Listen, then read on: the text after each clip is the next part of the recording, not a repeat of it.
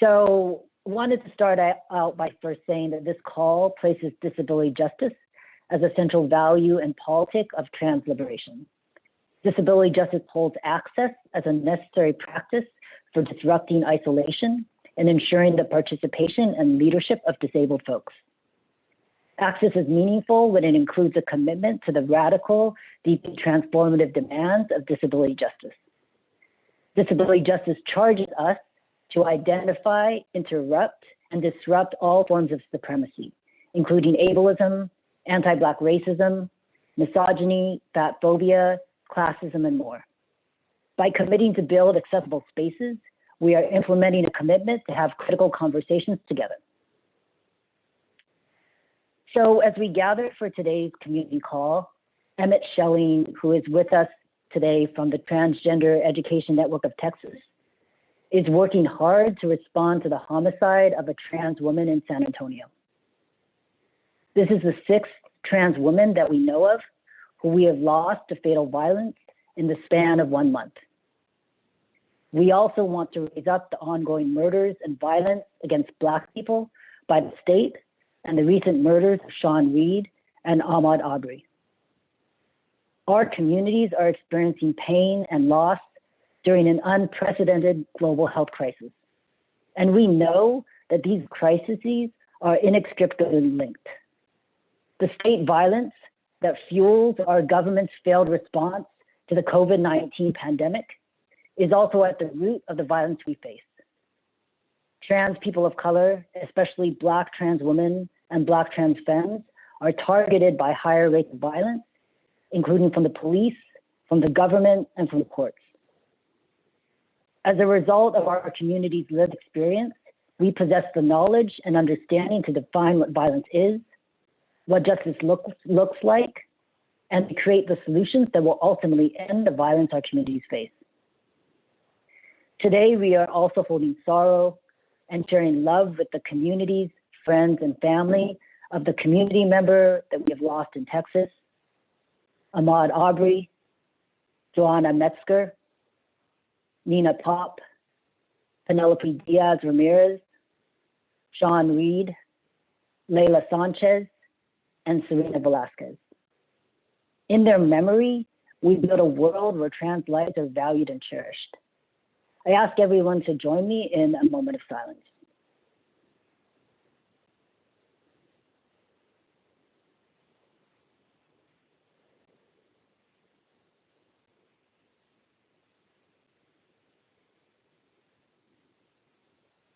Thank you.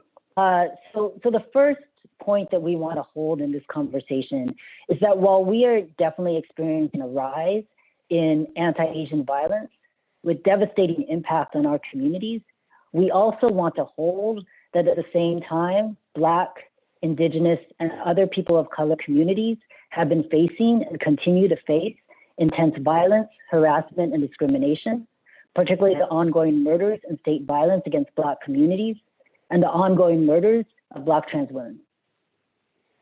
So we must also hold that as non-Black, Asian, Pacific Islander communities, that we are and have perpetuated and been complicit in anti-Blackness. So striving to fight anti-Blackness needs to be centered in this discussion. The second point that we want to hold is that we want to complicate this discussion of Asian and Pacific Islander communities. The term Asian and Pacific Islander is a broad umbrella term that includes many different people and communities with vastly different lived experiences of oppression, injustice, trauma, privilege, wealth, and poverty. Some communities within the Asian Pacific Islander umbrella were facing intense state violence before this time of a global pandemic. For example, the US has deported Southeast Asians en masse since the early 2000s. Pacific Islanders have been dealing with the highest rates of homelessness. And South Asians, especially Muslim communities, have been profiled and targeted by the state for decades. So we want to hold those 2 points as we're having this conversation today. So with that, I'm going to start us off with our first question. So ask folks to speak to what you're seeing the impacts of this time of global pandemic are on Asian and Pacific Islander, trans, gender nonconforming, and non-binary folks. And I'm going to ask Isyss to kick us off. Hi, everyone. So as far as along with folks who are immunocompromised, folks who are living with HIV and living with a disability, sex workers are also impacted, right? When sex workers are facing a lot of social isolation, and it's worsened with COVID, right? And are needing a lot of support around mental health. And we're all dealing with this global grief, right? And there's a roller coaster of emotions from grief to anger to depression to confusion, and that's not healthy for anybody. And folks are being targeted when they're doing street-based sex work, but also in hotels where there is less anonymity, and their proximity to the resources exacerbates their conditions, right? And what we're focusing on is how to support them with funding, because they're lacking support in their line of work, right? As far as the sex worker community here, a lot of the sex worker groups work in silos, right? And a lot of the strategies that are being used undermine the work that's going on across the country that are led by Black trans women and trans men. But we're at an organization that I want to lift up that does that work is Utopia, and they're out there meeting people where they are. They're on the streets helping sex workers. They're providing low barrier funding, and that's what is really needed right now.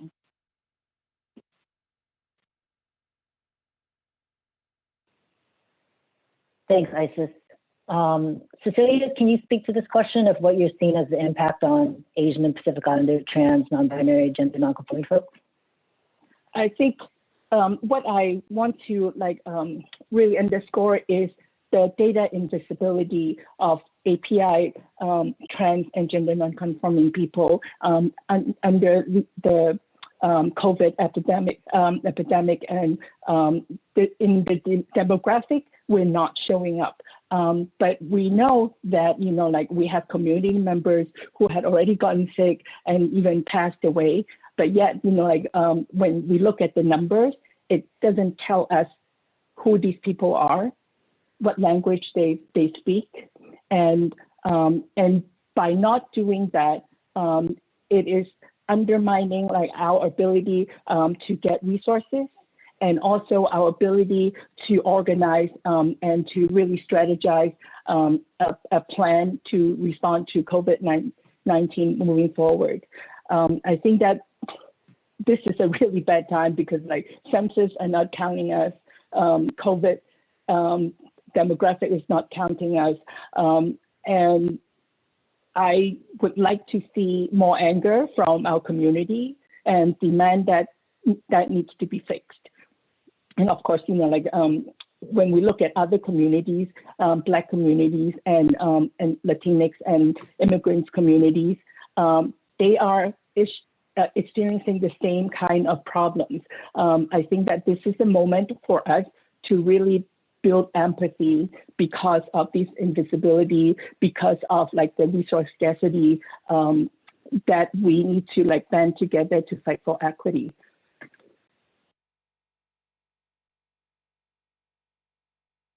Thanks, Cecilia. That's super important to raise up. Emmett, can you speak to this question of what you're seeing as the impacts are? In a state like Texas, since we don't have statewide, even just the basic foundational guidelines under the law where we cannot be discriminated in housing or employment, it already really puts us at a disadvantage in terms of our economic and just overall security and well-being. So when crises like COVID happen, or hurricanes, which happen pretty frequently on the Gulf Coast, occur, often the same issues that we see occur overall are then like compounded in the wake of the disaster. And with that said, obviously we know that within general populations, there's already disparity within how Black, Indigenous, and people of color are able to access services and support that is, handed down either from federal or state or municipal entities. And then obviously when you factor in being transgender in a state like this, it gets even worse.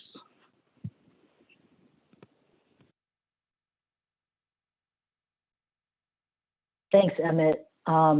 So next, what we want to speak to is that we know that Asian and Pacific Islander, trans, gender nonconforming, non-binary leaders, that we have always organized, we have always fought for our communities.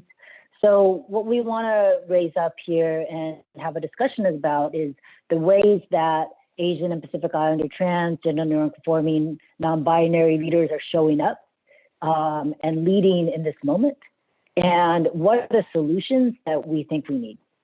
So I'm going to ask Cecilia to kick us off. Thanks, Kris. I think this is a really important question for us so that we can all strategize together. What I am seeing right now is that there's a lot of community, especially local communities, organizing mutual aid to really help their own community by fundraising, by trying to redistribute some wealth, so that to ensure everyone can survive this pandemic. And I also see that there are more use of Zoom, like in addition to work. I think I am personally, getting more connected with Zoom than ever, and through Zoom, connect with friends across the country. I think that this new normal that we are not able to travel is going to continue for a while. And also the other things that I want to also mention is that for Asian Pacific Islanders, culturally speaking, we are not just taking care of ourselves. We have our elders we're taking care of, and we have our youngs that we're taking care of. And so in the time of social isolations and self-quarantine, it's easy for us to lose track of how to engage them and do wellness checks. But I think that there are some creative ways that people are doing in terms of wellness checks. I swear to you, every morning I get all these jokes from all my API friends, and most of them are trans. And also at this time, I want to highlight a couple of people. One of them is Tita Ida of San Francisco Community Health Center. She runs the Trans Life program, and they have not stopped working. They have been distributing food to the community at this time when everybody's experiencing hardship. And I want to really send my gratitude, to her and to other frontline workers like her working to serve the community.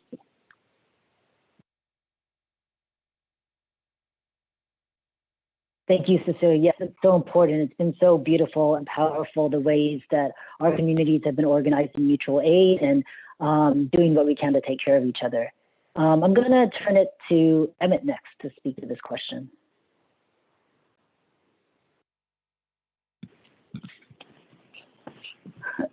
So back to the womp womp with the southern states. Like we said before, and I think this is traditional too, unfortunately, within the trans community, that we've had to create our own systems because, the systems that are in place, they don't help us, they don't support us many times, if not all the time. And in many cases, actively work against us in some very negative and harmful ways. With 10, we are not direct services. However, realizing that the need was very deep and it was very large in a state of this size, we moved forward. We have the Black Trans Advocacy Coalition, or BTAC, as well as OLTT, which I'm not going to attempt to say in full, but two other very great organizations that are trans-led within Texas, doing this work of like fundraising and working as hard as we can to really meet the immediate needs for folks within the trans and non-binary community, especially prioritizing that Black, Indigenous, and trans people of color need to be definitely helped and assisted and centered in that work. We're also lucky to be able to collaborate with the Montrose Center, which is our sort of physical space for LGBTQ plus community here in Houston. And thankfully, they had infrastructure that is also able to pick up and help with things like rent and utilities and the larger costs overhead that people are now struggling with.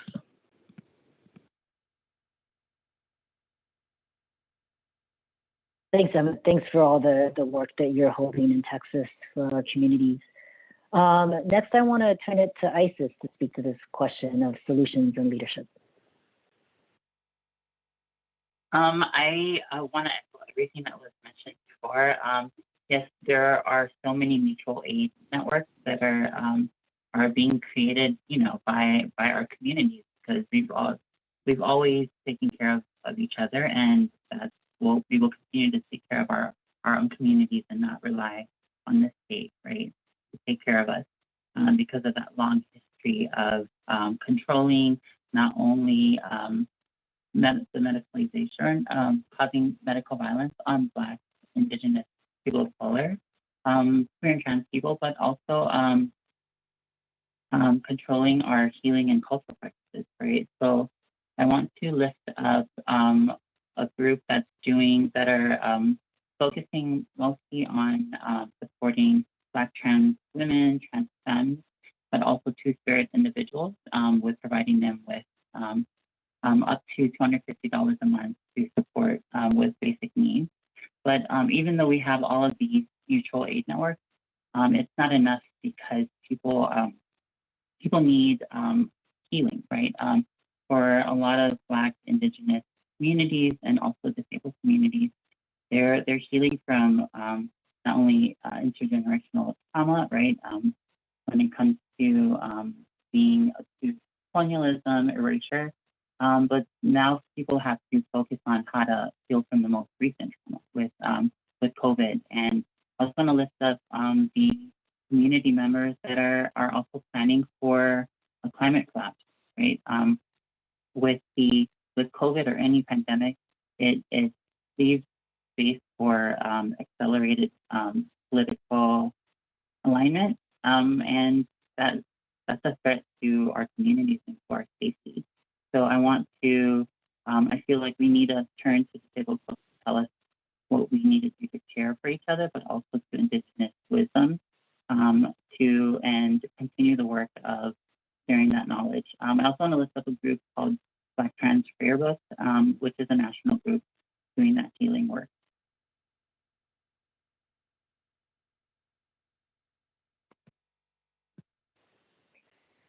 Thanks so much, Isyss. I also just want to raise up that I think it's so powerful the ways in which Utopia and Pacific Islander trans, binary and gender nonconforming communities are continually raising up the intersections with climate justice and trans justice and racial justice, and all the ways in which we need to be thinking critically about those intersections. So thank you. Now we're going to open it up for questions. So if folks have questions, please put them in the comments in Facebook. Anything you would like to ask this incredible panel of folks.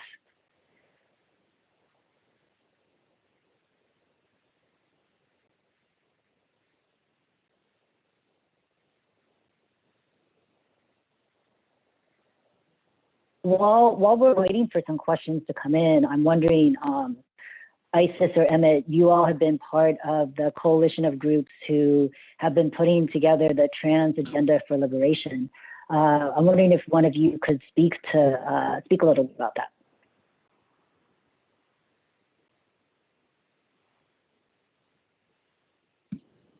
I'm gonna let Isyss go first, because I think she probably has more wisdom, and then I'll see if there's anything I have to fill in. Sure. I can speak on one of the pillars, which is to support and lift up Indigenous sovereignty and body sovereignty, right? As a way to move this to keep our community safe, and that includes calling for the end of climate genocide, right, at the hands of polluting industries, especially living in a country that is one of the biggest contributors to climate change, to the climate crisis. So we're calling for folks to lift up the Indigenous wisdom, but also support those who are on the front lines of this crisis, right? We want to support the leadership of Indigenous people, Black folks, communities of color, to create a world that prioritizes those that are most marginalized.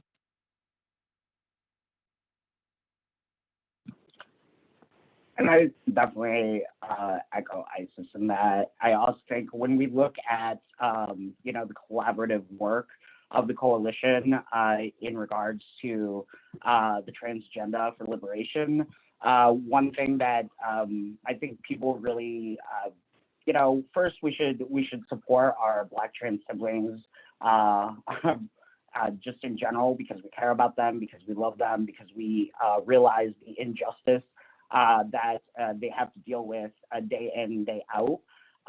But second off, it is good for literally everyone when we uplift and center Black folks, Black trans femmes within that, and adhere to all of the tenets that we were able to come together, collaborate, and really thoughtfully put together.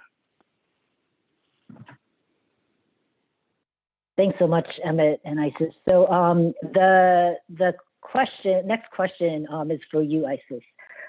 Though I mean others can weigh in as well. But what are the ways Pacific Islanders are impacted in their homelands by COVID, and how has U.S. exploitation contributed to that?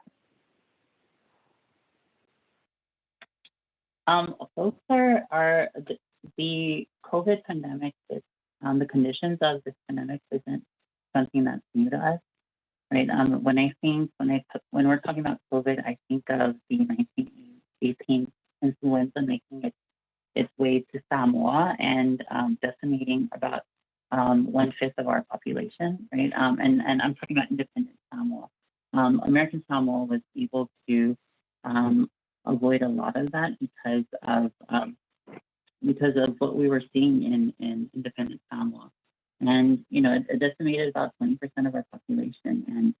And other than Samoa, Indigenous people in Alaska were the most impacted per capita. What people are doing in Samoa is continuing to build strong networks of healing for our people, but also we're not just, and this is something, and I thank you for sharing that, Kris. We're not just thinking about the effects of this pandemic, but we're also thinking about the climate crisis. Right? We're thinking about our island nations and how how we can prepare for a climate collapse, and how folks could become climate refugees, and how we're able to support climate refugees if that were to happen. And we're still healing. Folks are still healing from a lot of grief from the loss of loved ones during and have a lot of that memory passed down from the 1918 influenza. But also how it's been with COVID, how it's been associated with a group of people, right? When you think of the swine flu and how it was tied to Mexican communities. And now with COVID and how it's created a lot of xenophobia against API communities, and with Pacific Islanders, where something Kathy, who is Native Hawaiian, we're having to change a lot of our healing and cultural practices to keep each other safe. But as people from collectivistic cultures, that's very difficult, and that's part of our healing and part of our mental health support.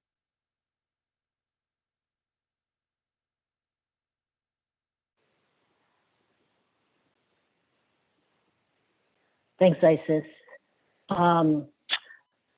So folks should definitely keep adding questions to the comments if you have them for this amazing group of folks. I'm wondering, Cecilia or Emmett, if you also kind of want to speak as well to healing justice and healing and cultural practices, and how you're holding that in your work, or how you see it being impacted in this moment. Cecilia, do you want to kick us off? Sure, no pressure right there. I think what I've observed, like I have to say, like this is not a commercial, but I am grateful to work for an organization that really prioritizes healing justice. It makes a world of difference in terms of how we are thriving and managing our stress level. And I think that this is seen generally across the board. Of course, there are exceptions. And I think that this is where a lot of centering and healing work needs to be done. Well, luckily, like this is the age of the internet. We are also now seeing a lot more content providers doing videos on yoga, on meditation, and really to like help people engage in a safe way. And I also see there are a lot of resource sharing about face masks and also sanitizer, although it's still really scarce right around the country. I want to also mention is that right now when we talk about healing justice, we need to talk about it as a standalone topic, because right now, healthcare access is nothing we have seen before. Like people are like transitioning into telehealth, telemedicine, and for those of us who go into the clinic to get our injections, like it becomes a new challenge, and that also includes like accessing, medications and hormones. And so needless to say, like our anxiety goes up. And so that is more reason for us, to use this time to remind each other that we're not alone in this, like we are isolating together. And I think that that's really a message that we need to continue to spread. Thanks, Cecilia. Emmett, can you? Yeah, I might be the wrong person to answer this, admittedly. But, I think a lot of the healing that I gain, it is just so natural from community. It's seeing the way that, we take care of each other, even when logically we look and we're like, I don't have crap, but like, we're going to look out for each other. And I think like that, like love, that selflessness, that recognition of a shared struggle is something just incredibly special within our community. I think, healing looks like a lot of different things for a lot of different folks. For me personally, I really enjoy cooking in a very large scale, even though we're a family of 30. And that even during the pandemic, it gave me an opportunity to literally see people at a socially responsible distance, but be able to share in that with my people, my community. And I think, there's so many different and special ways that I've seen trans and non-binary people just really show up for each other in a time that is unprecedented within our lifetime, and still continue to carry themselves with such generous spirit, generous heart, despite all of the pushback and all of the things that unfortunately are happening and are being directed at our community. To see that just mutual love that comes from mutual aid has been something that has been a reminder that hope is not lost, that we continue to go on despite, and we will continue to do that.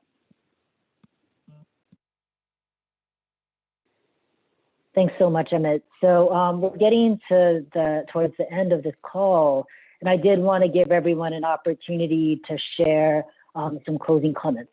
So I know Cecilia has something to add, so I'll pass it over to you to kick it off. Thank you, Kris. There are 2 points that I really want us to really think deeper. One is because of COVID-19 and because of the quarantine, when one of our loved ones passed on, in hospitals, we are not even able to be there with them. So we have to create a new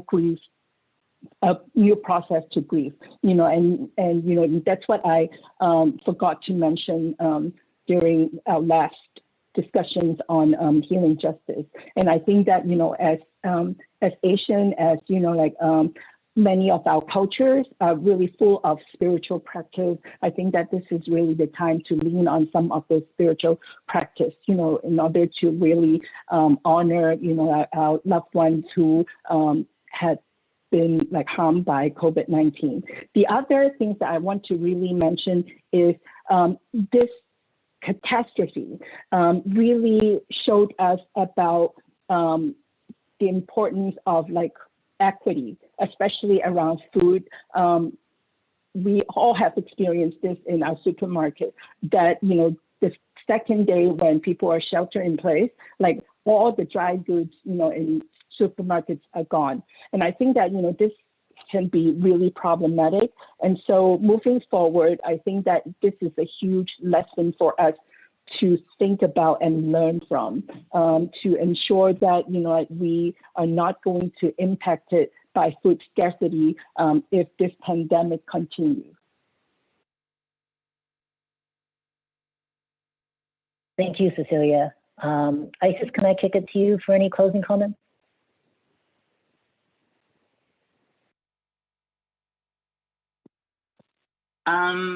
Thank you, everyone. I do want to add a little bit to what was said before around access to technology, right? I want to lift up a group called API Chaya that supports survivors of sexual violence and domestic violence, and where their campaign is around Wi-Fi as a lifeline, right?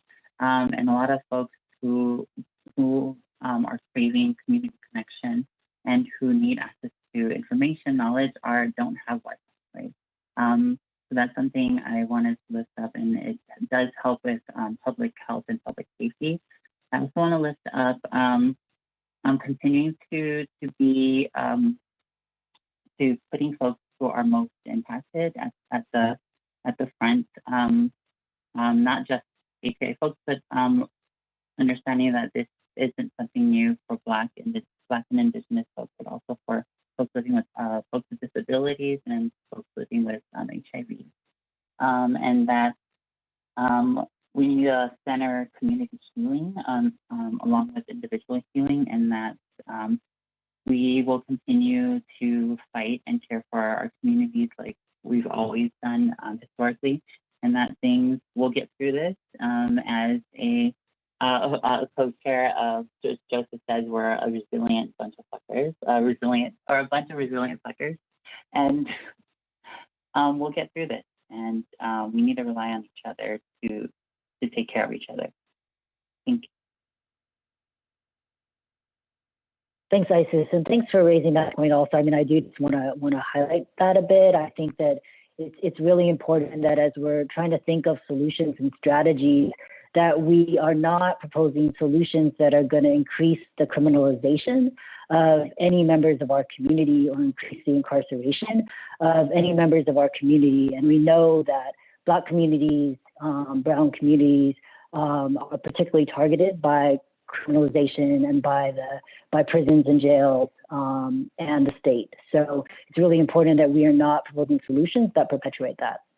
Thank you, Isyss. And so, Emmett, you'll have the closing words. Well, I think for me, it's, I want to stress that at the same time, it sometimes within the API community, I will have some conversations that they get a little frustrating, and understanding that, when we recognize how white supremacy impacts us, when we recognize how colorism impacts us within the API community, and then also inherently how we externalize that, when we recognize that we are all in this together, that we are all in the same fight with the same negative forces that really do root back to the idea of white supremacy having such a huge impact on collectively our overall system, that we are so much better together, that we can show up for each other in ways that we recognize are important in large and small. And, it's been a real honor to be able to stand here, sit here rather, among these giants. I so greatly appreciate everybody on this panel and all the amazing work that everybody's doing collectively for the love of our community.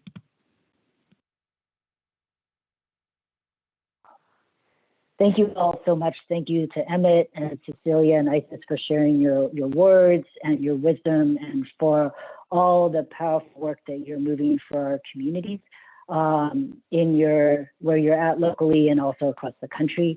Also, thank you to our interpreters and all the folks who are holding tech behind the scenes. And thank you to everyone for joining us for this community call. We'll be back again next week at the same time to get together again in community. So thank you all so much.